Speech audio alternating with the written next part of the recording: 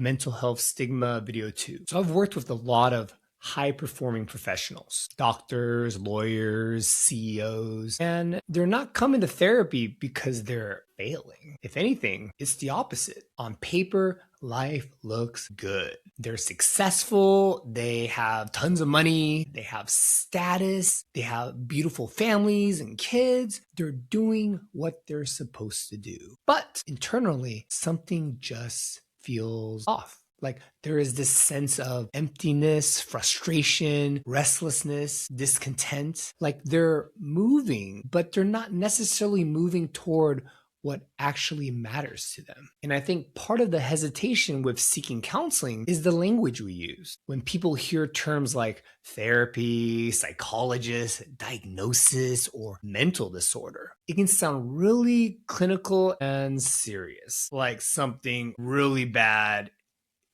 is happening, something is wrong with you, that you're crazy or weak. But another way to think about it, maybe something is just out of order. In that way, mental disorder is more accurate term than illness because disorder means out of order, out of alignment. It just means we're living in a way that is out of alignment with your values, the direction you actually want to go, and the life you actually want to build. The way I often explain it is like a GPS. And I'll tell you right now, I have this love-hate relationship with GPS. On one hand, I am super grateful that it can help me get to places with little to no planning. On the other hand, I think I've become a little too dependent on the GPS. So when it's out of sync, I am at the mercy of its recalculating because it isn't always right. But for this analogy, let's just say it's a good GPS. So you're still driving, you're still capable, you're still making progress, but maybe you're just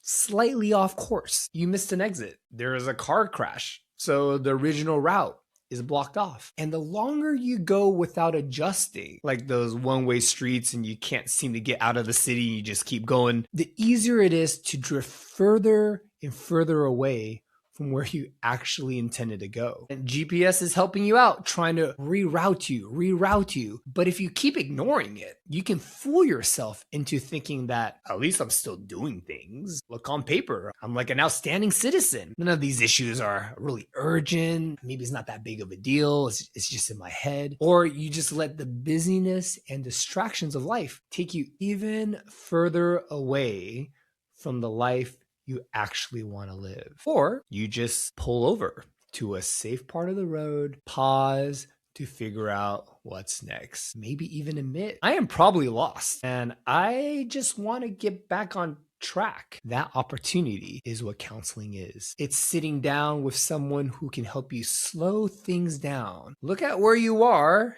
and figure out, is this actually where I want to be heading? What are the trade-offs? And am I having a difficult time letting go in order to live the life I actually want? Then we can begin making new steps to reroute in a way that actually lines up with your values, your integrity, and who you want to become. That's really what Choose Better is about. It's about enough space to recognize where you are and where you're actually wanting to go.